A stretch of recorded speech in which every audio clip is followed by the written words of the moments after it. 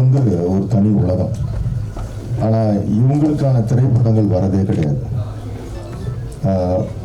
அதற்கான முதல் புள்ளியாக கோலமாக ஆரம்பித்து வைக்கிறார் அப்படின்னு தான் நான் நினைப்பேன். இப்போ ரொம்ப ரொம்ப சமீபகாலமாக வந்து சமீப வருஷங்களாகவே நல்ல படங்கள் இல்லை. டீன்ஸ்ன்ற ஒரு வேர்ல்டு அது. நிறையா வந்து யூத்துகளுக்கான ஃபிலிம்ஸ் அப்படின்னு சொல்லிட்டு சில ஃபிலிம்ஸ் எல்லாம் வருது. ஆனால் ரியலாக ரொம்ப வருஷத்துக்கு அப்புறம் எனக்கு தெரிஞ்சு அஞ்சலிக்கு அப்புறம் வந்து இந்த மாதிரி டீன்ஸுகளோட அவங்களோட வாழ்வியல், அவங்களுடைய உச்சரிப்புகள், அவங்களுடைய சத்தங்கள் இதெல்லாம் கேட்குறப்ப ரொம்ப சந்தோஷமாக இருக்குது. ஏன்னா இந்த மாதிரி படங்கள் தேவைப்படுது.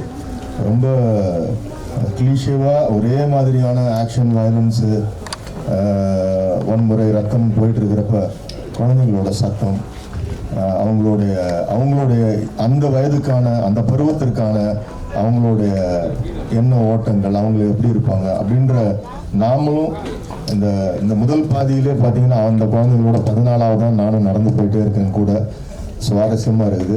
அந்த இன்டர்வல் கார்டே வந்து இன்ட்ரெஸ்டிங்காக இருக்குது. கேட்க ரொம்ப ஒரு ஸ்ட்ராங் பிரெத் எடுத்துகிட்டு தான் உட்காந்துருக்கோம். அடுத்தது என்ன நடக்க போகுதுன்னு ரொம்ப சுவாரஸ்யமாக இருக்கும். சாரை பற்றி சொல்ல வேண்டியதில்லை. வித்தியாசம்னு சொன்னால் ரொம்ப வழக்கமாக பழைய வார்த்தையாகிடும்.